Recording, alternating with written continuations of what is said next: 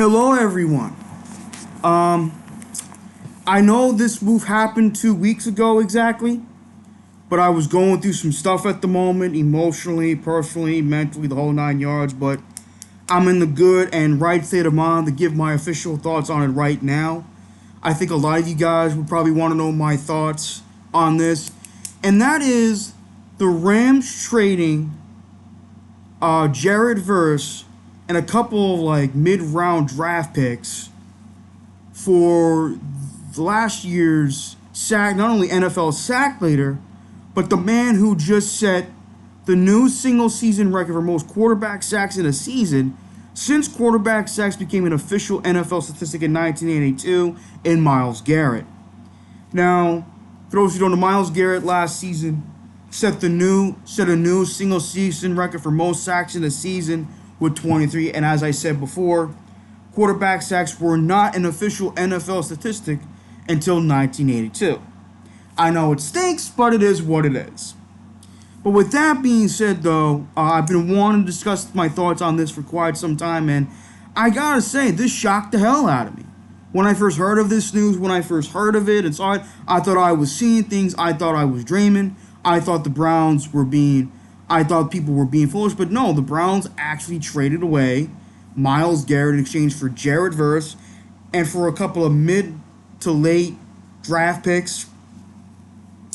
And basically the Browns were willing, without much hesitation, willing to trade away not only one of their all-time great players, but their greatest pass rusher and their greatest defensive player in the history of the franchise for a pretty solid football. He's not terrible. He's definitely above. Jared Verse is a solid football player.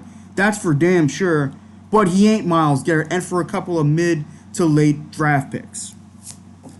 And this, without question, increased the Rams' chances and increased their odds to be the favorite, to not only represent the NFC in the Super Bowl, but to win the Super Bowl. Am I surprised about that? No, because Myles Garrett is him, as the kids today would say. He is that dude. But I'll explain more about him momentarily. But the Rams are definitely been a great football team for a number of years. Since Sean McVay's been the head coach back in 2017. Since Sean McVay's been the head coach back in 2017. They've been a damn good football team for many years now, for almost a decade under Sean McVay. But going back to Myles Garrett, this guy for the last 9 straight years have recorded double-digit sack seasons. Has recorded a double-digit sack season. The only time he has not recorded a double-digit sack season was his rookie year back in 2017, where he racked up 7, yet he was still very impressive. But he has been a dominant force on the defensive line since the beginning. I mean, he's arguably one of the greatest number one overall picks in NFL history, along with Peyton Manning, Bruce Smith, and of course Matthew Stafford, who we'll talk about a bit more in this video. But when I think of Myles Garrett, I don't think of as all-time great pass rusher, which he is. I think of him as one of the greatest defensive linemen in NFL history. When I think of some of the greatest defensive linemen in NFL history, and yes, a lot of these guys was before my time, but my dad has told me about them. I've done my research. I'm a type of person that's willing to do my research before I put my foot in the mouth. But nonetheless, when I think of some of the greatest defensive linemen in NFL history, I think of Reggie White, Bruce Smith, Deacon Jones, Merlin Olsen, Alan Page, Jack Youngblood, Dan Hampton, Mean Joe Green, and of course, the last all-time great Ram defender, the most recent all-time great Ram defender, in Aaron Donald. That means something to me, because Myles Garrett has been a consistent force on the defensive line since he first came into the league, and he has gotten better, and better, not just as a pass rusher, but as a great defender against the run. He has been a superb, all-around, complete defensive lineman the NFL has seen in a very long time. You can argue he's one of the most He's one of the all-time great he's a freak of nature, a freakish athlete, similar to that of Julius Peppers, similar to that of the Julius Peppers, who play both defensive end and outside linebacker. You know what I mean? Hold on one second. Sorry about that. I had to take a phone call. But yeah, when you think of some of the greatest defensive linemen, I think Myles Garrett should be put among them. Is right up there among those guys, considering what he has done for so long in this league. I mean, I think it's safe to say that Myles Garrett is a future first ballot Hall of Famer. I mean, that guy has been dominant for many, many years, and he's still in his prime. The guy's like, 28, 29 years old. He's still in great shape. He still continues to keep himself in great shape, and he's still in his friggin' prime. I have yet to see a drop-off in his game. And his presence not only on the defensive line, but on the football field, definitely makes the Rams a better defense, a more ferocious defense. Don't get me wrong, the Rams have had a solid defense for quite some time under Sean McVay, especially when they had Aaron Donald. But I think with Myles Garrett, it makes them even more scary because of how great of a passer, how ferocious of a pass rusher he is.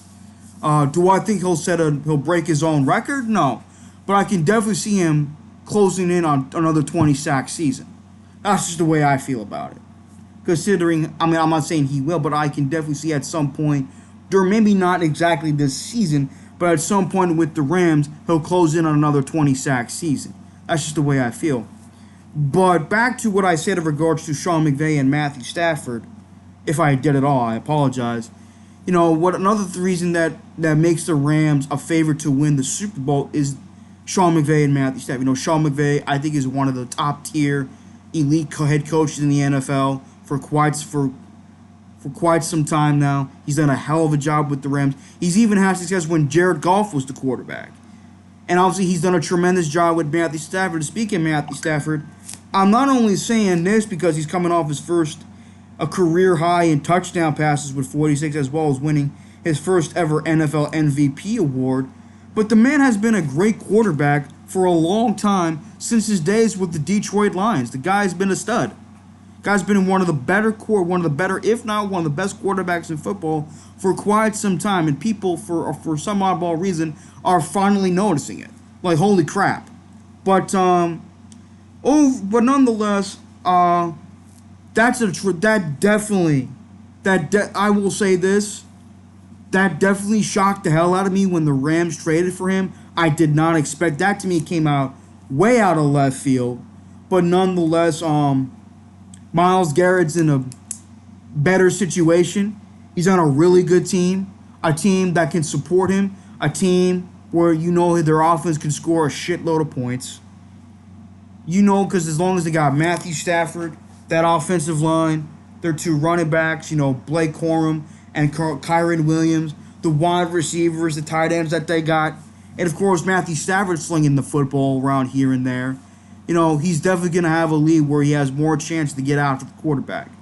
So, all in all, this is a great trade for the Rams. And as I said, you know, it does not surprise me that increased their odds and favoritism to be the favorites to not only represent the NFC in the Super Bowl, but to win the Super Bowl. That's all I have. I'm sorry this was 2 weeks too late. I've been caught up with some stuff personally, mentally, and emotionally, but I feel a lot better. I've been feeling a lot better lately. And I'll see you guys next time. Peace.